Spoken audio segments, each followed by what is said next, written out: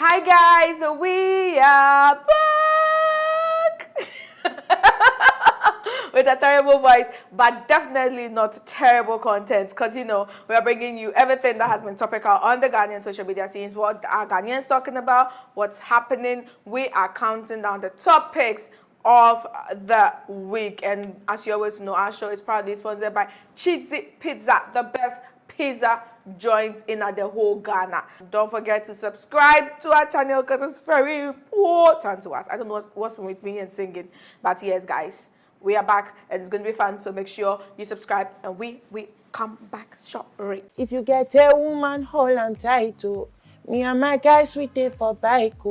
Now her location day for mind. If you leave your woman, she go off panto. Hey guys, it's AV, baby boy AV, and you're watching Ameyaw TV. Don't touch it.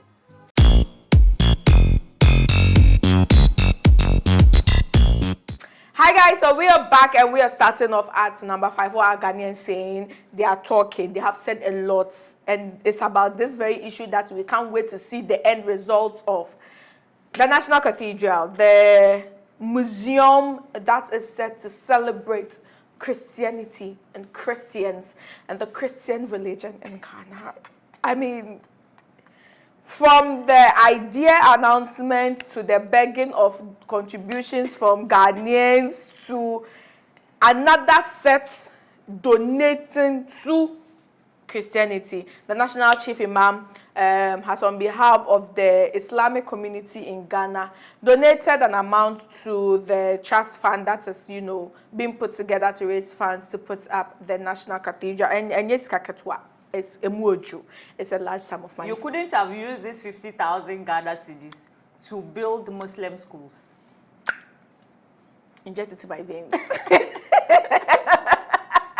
But basically, according to the National Chief Imam, it's a sign of solidarity, a show of support to their Christian brothers. And I mean, some are saying on social media that because the newly opened mosque that was, very vibrant and elegant was introduced to the Muslims, it's just like saying that, we are supporting your national cathedral because now we'll have a national mosque and we'll have a national cathedral. Thank you, National Chief Imam. I'm sure the Christian community are very grateful, especially the National Cathedral organizers. They'll be very happy about this donation. But I am not happy about the donation. Please, are you part of the organizers? But I am a Muslim, and I am not happy. They said we are a minority. Why will a minority be contributing to a majority? Solidarity, guys. She should have not get that part, but I'm sure that the receivers understand solidarity. Anyways, that's all when it comes to the National Cathedral. A lot of people had questions about, why so much money is being invested into this, architecture that is, being put together. So the secretary for the trustee fund says, Ghanaians, you are talking too much. The money we are asking from you, it's not for anything, We have big plans, gigantic plans. We are giving you a biblical garden. We are giving you the garden will have every flower, every plant mentioned in the Bible in there. So you can come and stand by it and take pictures, say biblical flower, hey. We are also giving you... They better have Adam and Eve in that garden. Right? We are also giving you a biblical museum that will have, all of those things. But the one that has Ghanaians really perplexed is the biblical restaurant. So the question is, what food, because they said every food that was in the Bible would be, served there. Manna, the 500 fishes and bread, the wine that Jesus turned from water. We just can't wait to see all that will, be at the National Cathedral. Luckily for us, we are in Accra. It's very close, so we can't wait for everything to finish, and we'll go and experience a biblical time of our lives. Guys, our fourth pick for today is coming from the camp of Stonebwoy versus Gumroad. So Stonebwoy is currently in the UK, and then he decided to pay a courtesy call on the High Commissioner to the UK, Papa Owusu Ankoma. And, during their meeting, he was trying to update Papa Owusu on the, current state of the music industry. And in that process, he revealed that so far he has received 2,000 Ghana cedis as royalties on all the music, all the hit songs that Stonebwoy has, released into the Ghanaian music industry for almost 10 years, more than 10 years now he's been in the industry. The highest amount of money he has received from Gumroad is 2,000 cedis. And it left Papa Owusu Nkrumah shocked, really shocked. And when the news came out and was shared on social media, a lot of Ghanaians were shocked as well. Now, this is not the first time that an artist or a musician has come out to, sort of explain. Even Diana Hamilton, a couple months back, in an interview also revealed that she hasn't even received a penny as royalties from Ghana. And it just sort of raised the conversation surrounding why we have Gumroad as an organization that is supposed to, target these musicians, help them make profit off of all their craft. And an interview with their PRO, Prince Chega, is saying that the reason why they are not being able to generate the amount of money is because now the music is not on CD. When it was on CD, it was, I'm like, when it was I don't on know, there's CD, people that are trying to make things digital. Right.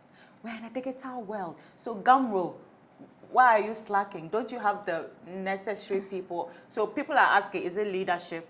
Of course, it's leadership. If the right leaders don't know what they can put in place for all of these things to work. But yes, Gumroad and royalties have been another topic this week. You can find Cheesy Pizza at the Ring Road, Kasua, Dansoman, Osu, Asherman, Hacho, Spiters, and Adenta.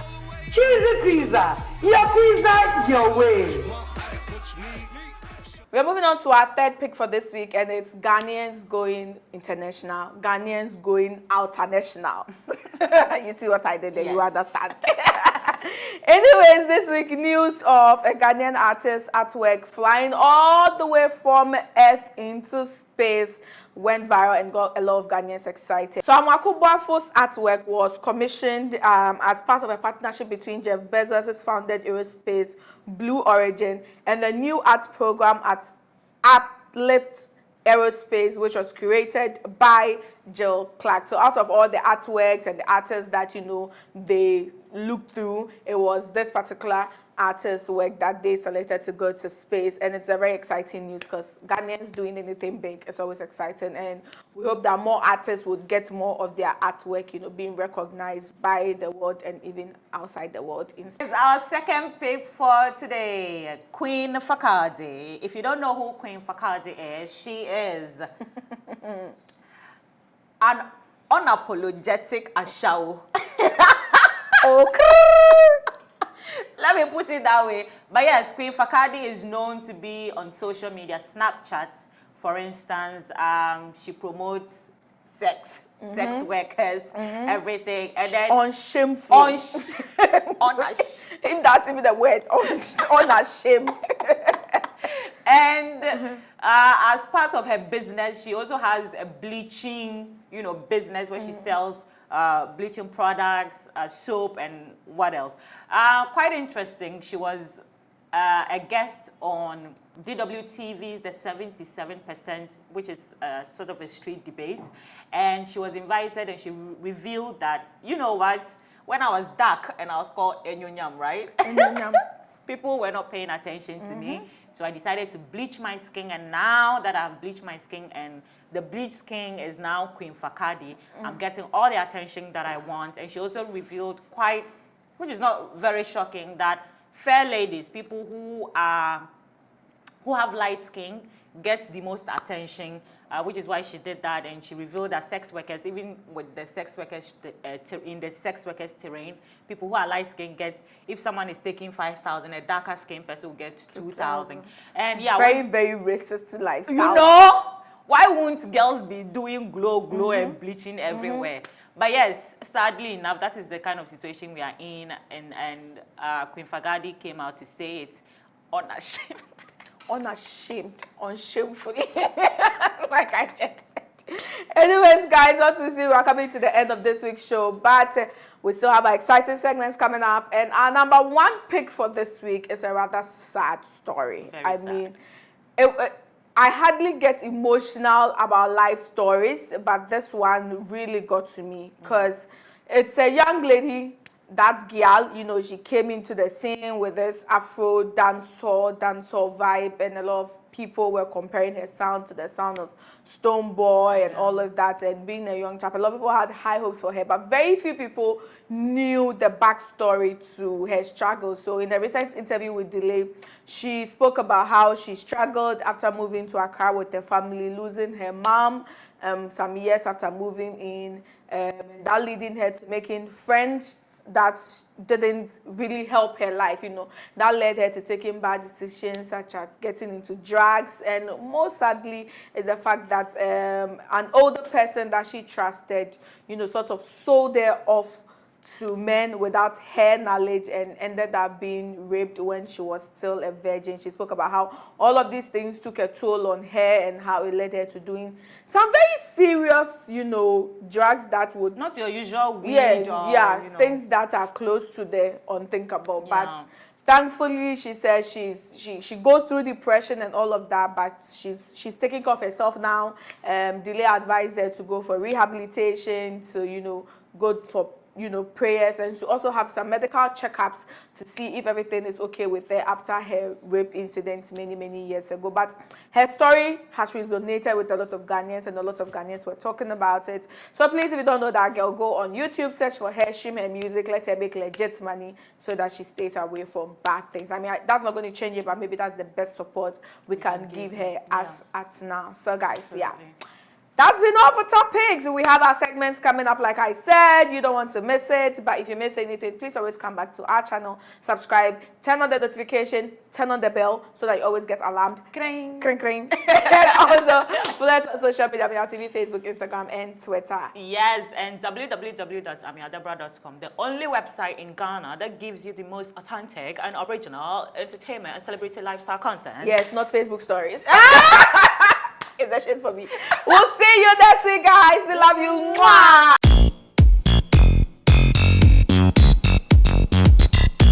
Hey guys, welcome to our fun segment on topics. We are counting down the fun things that we saw on social media this week, and we are getting into our very first segment, which is What the F? Because all I've been saying all week is what the F is going on with this great challenge craze.